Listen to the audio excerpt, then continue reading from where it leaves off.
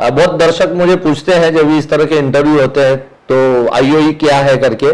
सो दोस्तों, it's an Indian institute of excellence और ये जो संस्था है ये ट्रेनिंग संस्था है।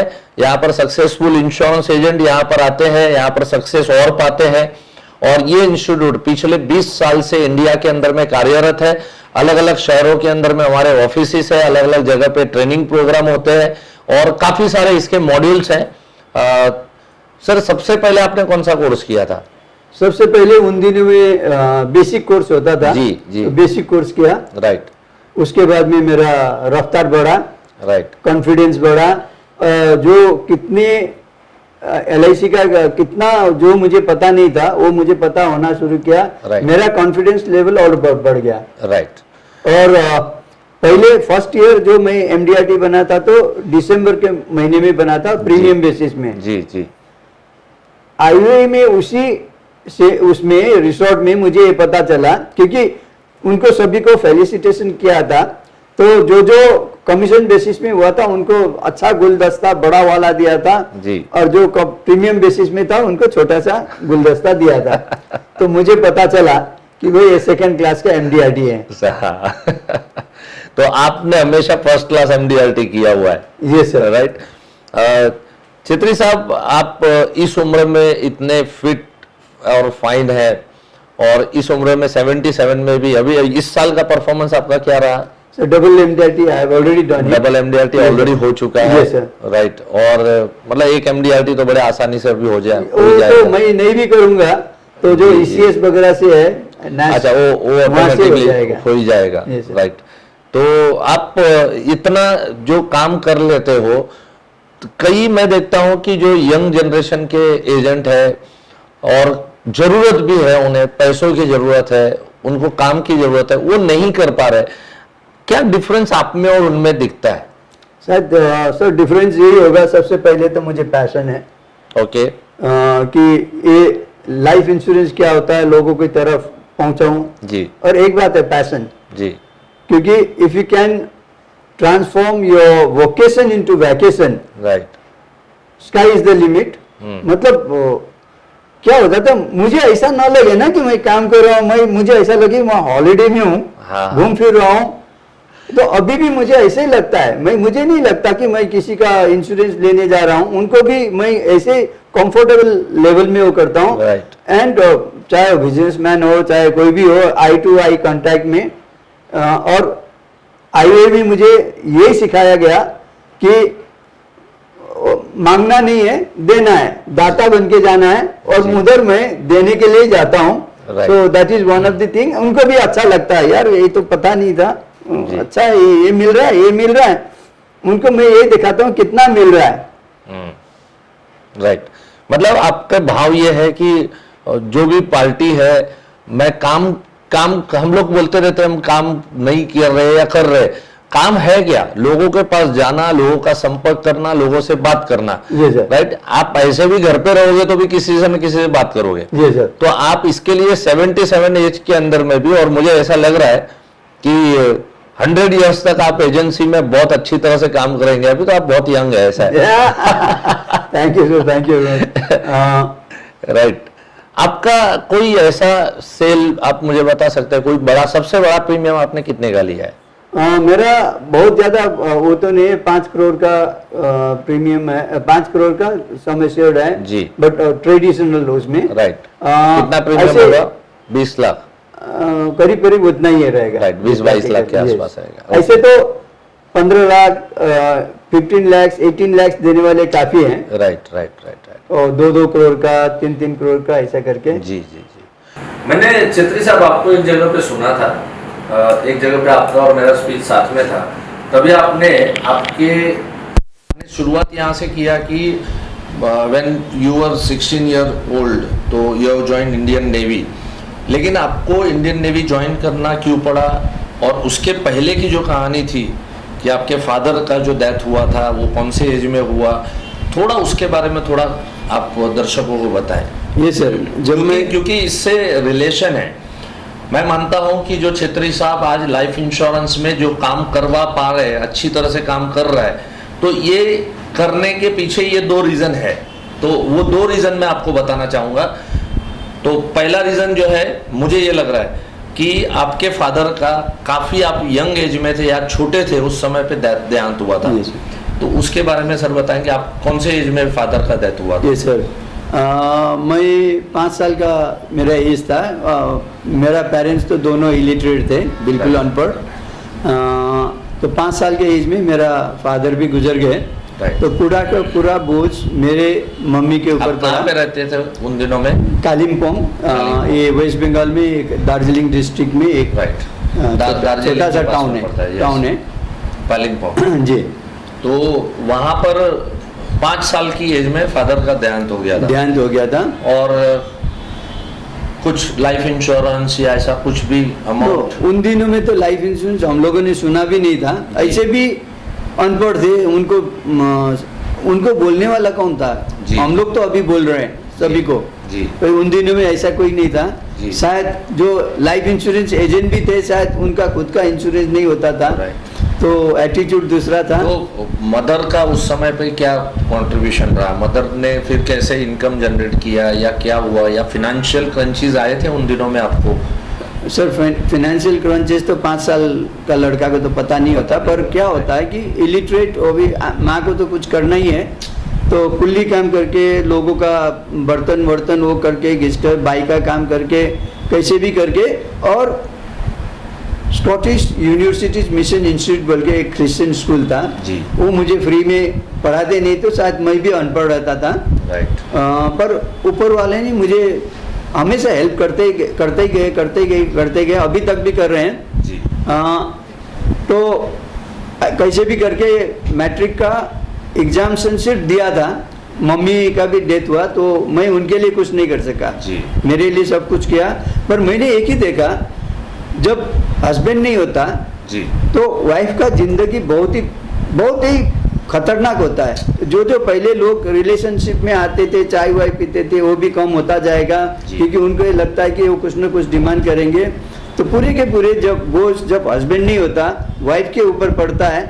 मैंने वो अपनी नज़र से दिखा, अपने आंखों से दिखा हुआ है। तो इसलिए लाइफ इंश्योरेंस को मैं बहुत ऊंचा दर्जा देता हूँ। मैं क्या कर रहा हूँ, मैं दूसरों के लाइफ में कंट्रीब्यूट कर रहा हूँ जी।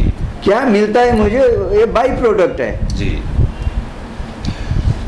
मुझे याद है आपने उस सेशन में कहा था कि छेत्री साहब ने ये कहा था कि जब उन दिनों में मम्मी जब घर से बाहर निकलती थी तो रिश्तेदार जो है वो रोड क्रॉस करके सामने की तरफ चले जाते थे, राइट। तो ऐसे दिनों में कोई अपनी मदद, जो आपको लगता है कि अभी अच्छे रिलेशंस है, लोग आपके घर पे आते हैं, लोग आप कुछ दावत दो तो आते हैं, कुछ आपका सेलिब्रेशन है तो आते हैं, लेकिन जब बुरे दिन होते हैं तो लोग पलट के अपनी तरफ से नहीं देखते।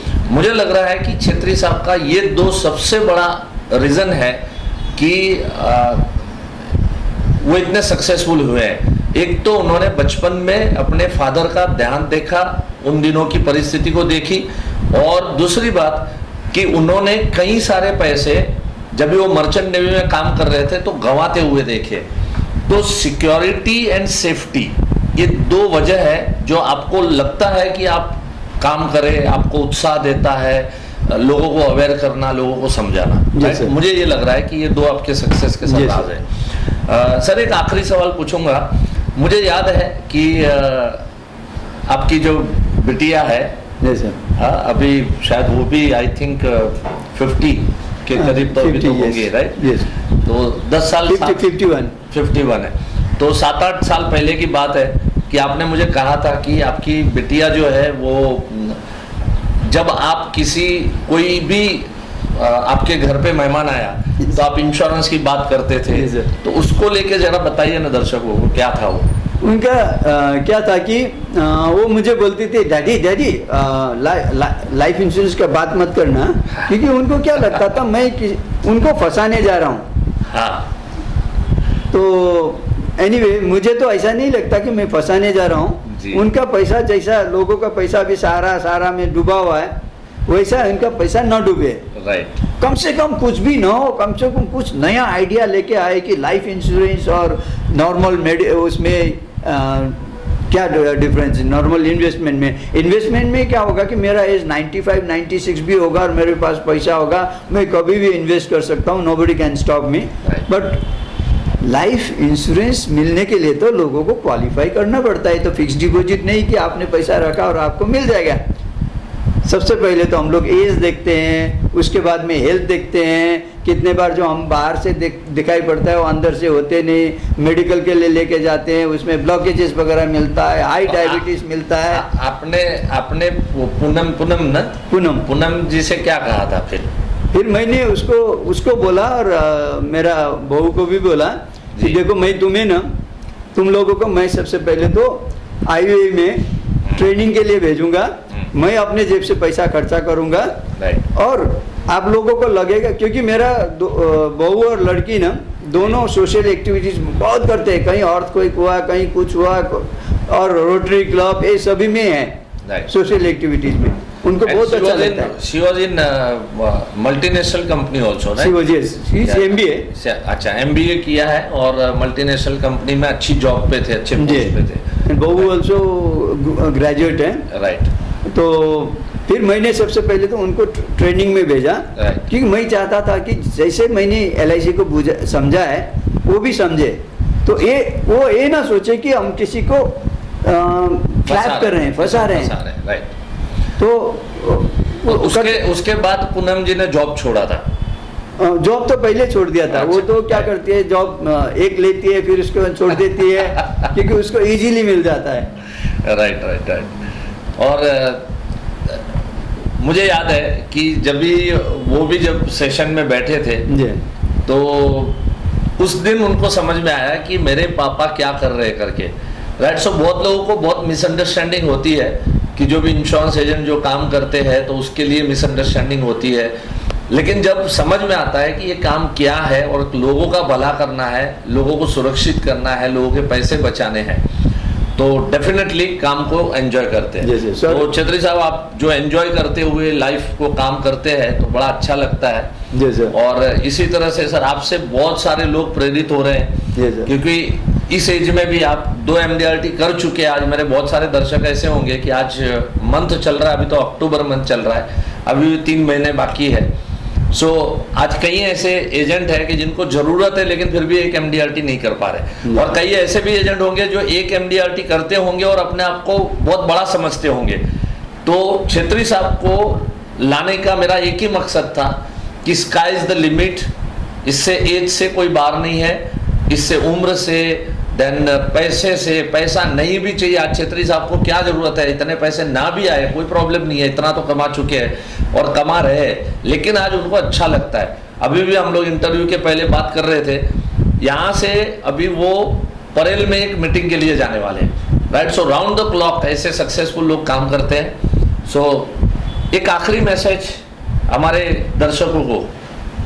ये सर कि लाइफ इंश्योरेंस सबसे पहले ले या न ले, कम से कम इन्वेस्टमेंट और इसमें क्या फ़र्क है वो जान ले। और नंबर 2, अभी करीब 19.5 ईयर्स मुझे हो गया लाइफ इंश्योरेंस में, एक भी मेरा क्लेम रिजेक्ट नहीं हुआ है, राइट।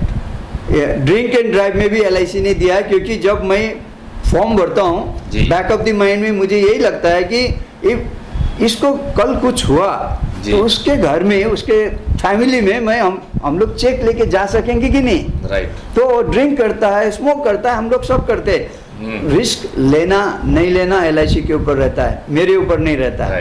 पर फेथफुली आई हैव टू लिखना है, जिसमें कि मेरी फिलिंग ऑफ द फॉर्म की वजह से मैंने कुछ डिस्क्लोज नहीं किया तो क्लेम रिजेक्ट ना हो, और आज तक मेरा रिजेक्ट नहीं हुआ। हमें बहुत आशीर्वाद मिलता है लोगों का। बहुत लोगों को मैं बता दूं, यहाँ पर कई बार हम लोगों को मिसअंडरस्टैंडिंग ये होती है कि ड्रिंक करके कोई ड्राइव कर रहा है और एक्सीडेंट होता है और उसमें उसका देहांत होता है तो LIC क्लेम नहीं देती।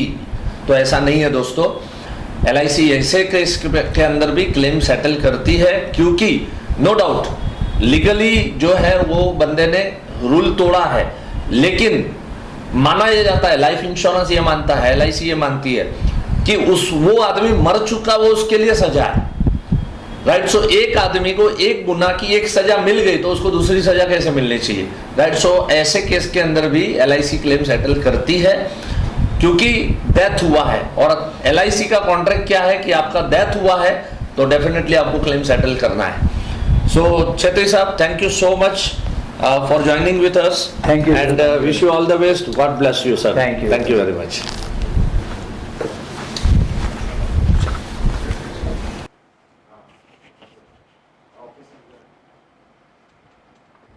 आइए छेत्री सर, चलो शुरू करते हैं।